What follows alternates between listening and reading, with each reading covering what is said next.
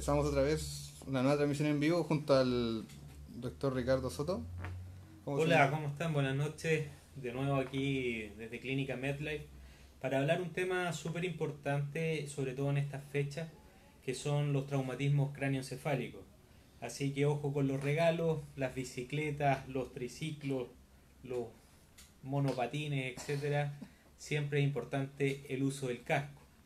Bueno, primero que todo, para entender un poco esta patología, hay que entender cómo está configurado nuestro cráneo que envuelve este vital órgano que es nuestro cerebro. Nuestro cerebro dentro del cráneo está cubierto por una capa que lo cubre, que son las famosas meninges, y está protegido por un líquido que es el famoso líquido cefalorraquídeo. En el fondo está flotando dentro de este cráneo, lo que hace que sea móvil.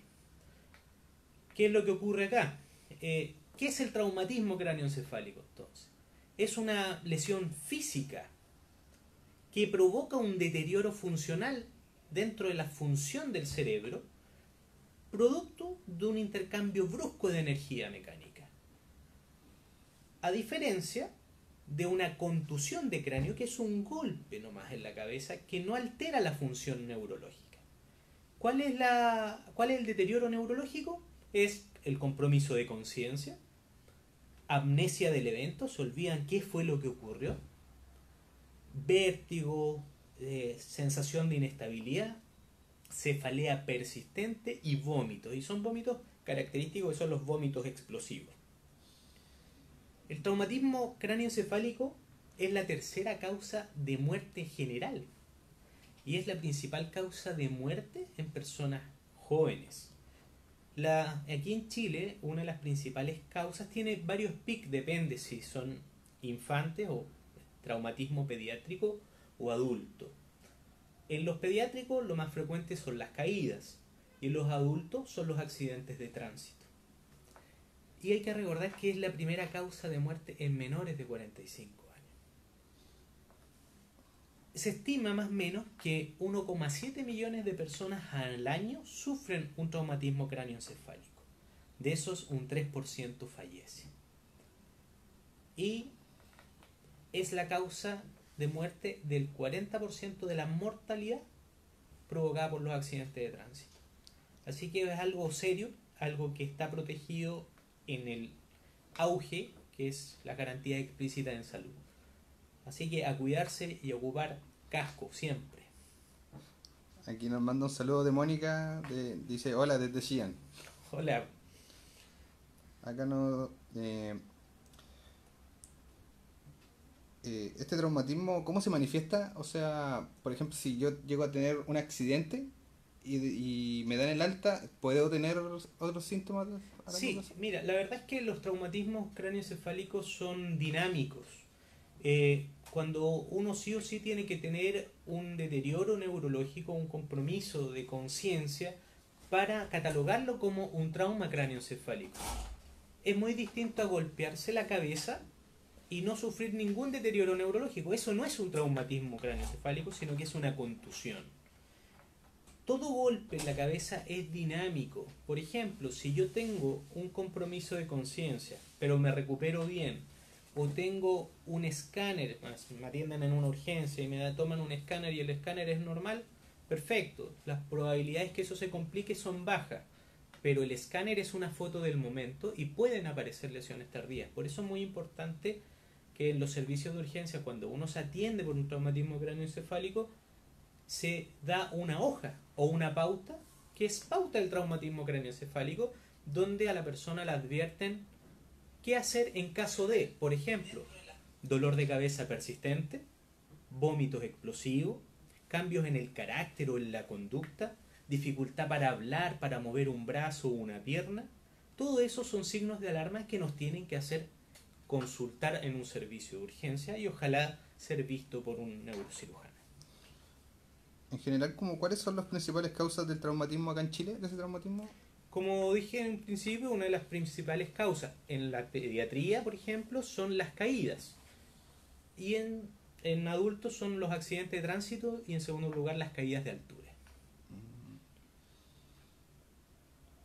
Este, este tipo de traumatismo ¿Venía acompañado de lesiones cerebrales? O sea, para definirlo como un traumatismo ¿Mm? cráneoencefálico tiene Tiene que que tener tener. algún Ah, tipo de lesión tiene que. cerebral, si no ya no es un traumatismo cráneoencefálico. Ya, comprendo.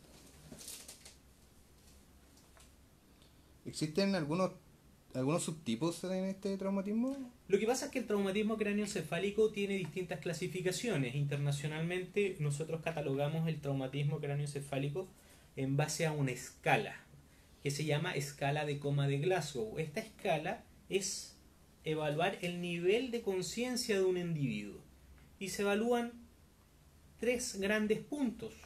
En cuanto a una respuesta, usted a una escala internacional, está todo muy protocolizado en el manejo internacional del traumatismo, sobre todo a nivel nacional, donde los centros de referencia neuroquirúrgicos ocupan esta escala para catalogar los traumatismos en leves, moderados o graves. Esta escala de coma clasifica con un puntaje a una persona, de acuerdo a su nivel de conciencia, siendo un máximo de 15 puntos, que es una persona normal, como usted o yo, y un mínimo de 3 puntos, que ya es casi hablar de un poquito de muerte cerebral. ¿Ok? Bajo 8 puntos nosotros hablamos de coma. Por lo tanto, el traumatismo cráneoencefálico grave constituye una persona que llega en una escala de coma de Glasgow menor a 8 puntos. Y obviamente un traumatismo leve es un Glasgow de 14 puntos. ¿Mm?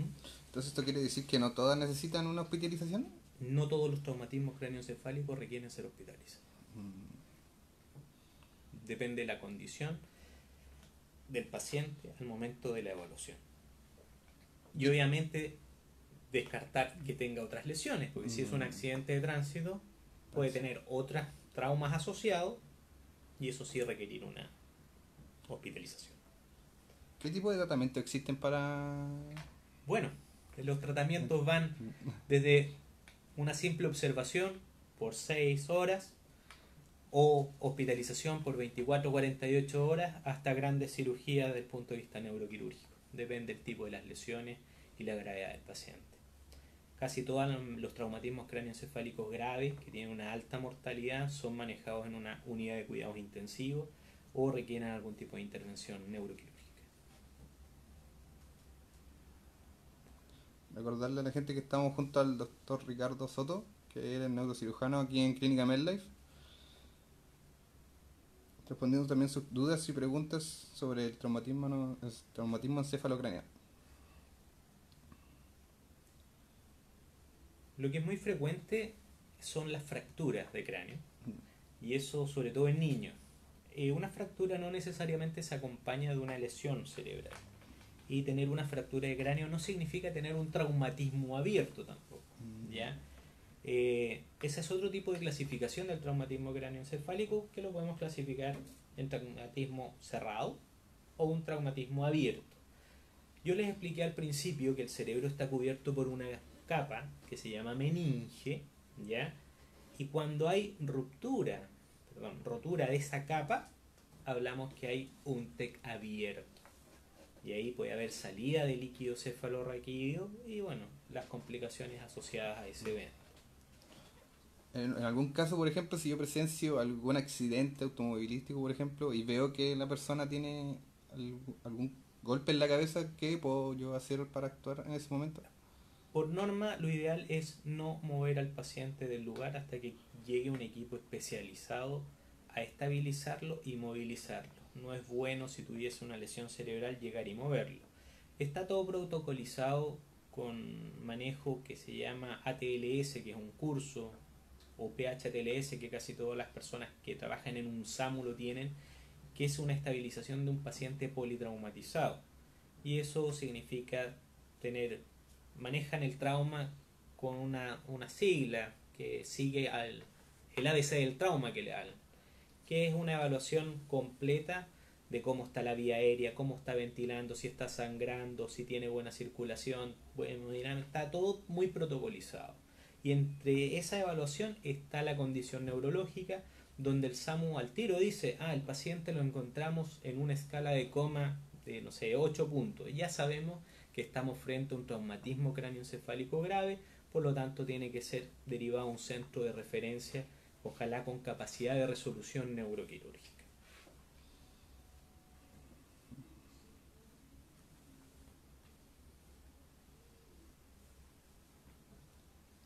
¿Qué exámenes uno se tenga que hacer para tener un correcto diagnóstico? Mira, lo principal es la evolución clínica, ¿ya?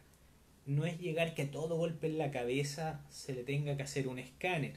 Una, porque el escáner tampoco es inocuo, el escáner en sí es radiación. O sea, un escáner equivale aproximadamente a 300 radiografías de una sola vez sobre la cabecita. Por lo tanto, por ejemplo, las mamás que muchas veces llegan a una urgencia y dicen mi hijo se pegó en la cabeza, quiero que le haga un escáner, hay que verlo bien, porque un escáner a diestra y siniestra puede ser incluso más dañino que un mismo golpe pequeñito.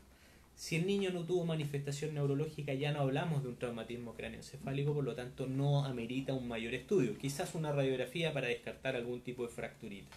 Pero lo más importante es la evaluación neurológica y la condición clínica del paciente, más que otro examen. Obviamente a toda persona que tiene un traumatismo cráneoencefálico, por ejemplo un adulto, que uno sospecha una lesión cerebral, lo ideal es que sea evaluado con un escáner de cerebro, sin contraste. Sí, entonces los niños son como más, ¿cómo decirlo? Más propensos a tener este tipo de traumatismo. O sea, todos somos Sí, propensos, o todos sea son que, propensos, sobre todo con este mundo tan que se mueven, chocamos entre todos. Sí, sí, lo que pasa es que los niños tienen un cerebro y una capa ósea más delgada que un adulto, por lo tanto, frente a golpes de menor magnitud pueden tener otras lesiones.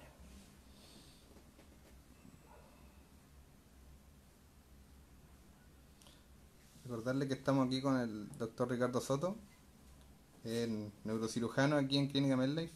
Estamos hablando acerca del traumatismo encefalocraniano. Bueno, yo siempre voy a reiterar el uso del casco. ¿Ah? La gente lo mira así muy, no, ¿para qué? Si ando en bicicleta nomás. Recibimos harto paciente que anda en bicicleta y no ocupa casco y lamentablemente se pegan en la cabeza. Sí, eso es así. Así que yo lo reitero, sobre todo con las conducciones más o menos irresponsables, que sin casco y con audífono. O sea, ni siquiera atento a las condiciones. No es un tema que uno maneje bien. El tema es que algo le pueda chocar. Entonces, a cuidarse, sobre todo en estas fiestas. Otra cosa que yo soy muy enfático y soy muy contrario al uso de andador en niños. El uso de andador, lamentablemente, pueden ser inestables y los bebés pequeños no tienen la capacidad de apoyo de sus manitos y el andador se da vuelta y golpean generalmente la cabeza. Y he visto traumatismos craneoencefálicos graves producto del uso de andador. Debería estar prohibido el uso de andador aquí en Chile, de hecho. Y hay países que lo prohíben. Por ejemplo, Canadá, algunos estados de Estados Unidos, está prohibido el uso de andador. Acá Toto nos envía una pregunta que dice: ¿cuáles son las situaciones de riesgo más comunes en los niños que producen estos traumatismos? Dice: ¿cuáles son las situaciones de riesgo más comunes en los niños que tienen este traumatismo? Creo que eso más o menos lo que entendí. Ya no. Enreda la pregunta, Sí, no, pero a ver, las situaciones de riesgo, ojo con los niños, sobre todo las personas que viven en viviendas, que tienen segundo piso, que no tengan una protección adecuada en la escalera. Los niños sufren caídas, los niños son súper rápidos y se movilizan muy rápido y se accidentan fácilmente.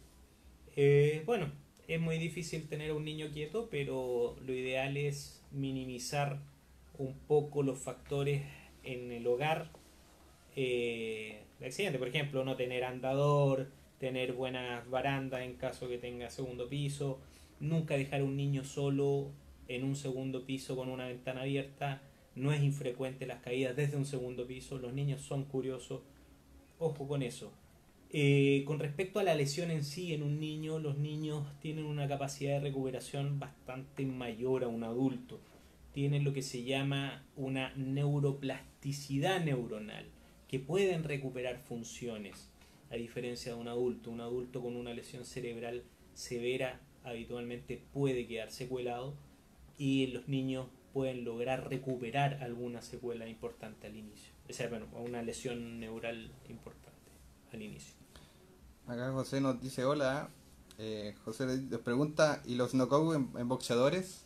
¿Qué? Bueno, esos provocan micro lesiones a nivel cerebral, que son microcontusiones, que se van a manifestar más adelante como enfermedades dentro de